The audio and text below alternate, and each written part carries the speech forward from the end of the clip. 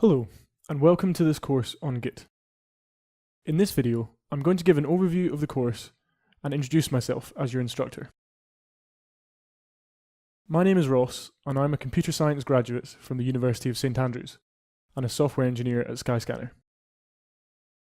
In this course, I hope to be able to share my knowledge of Git that I've gained through 5 or so years of use in academia and industry.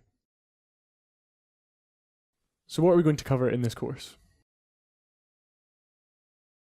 There'll be 4 sections of the course, and in section 1 we're going to learn about version control as a concept and how to use the terminal on our machines.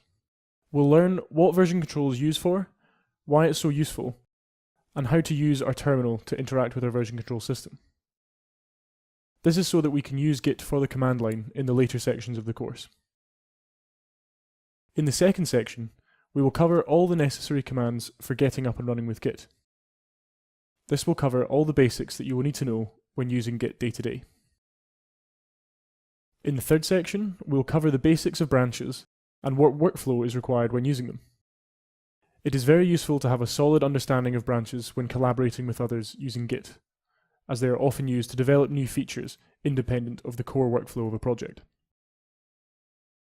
Finally, in section 4, we will look at some more advanced use cases in Git, such as contributing to open source projects and how to best format our commit messages.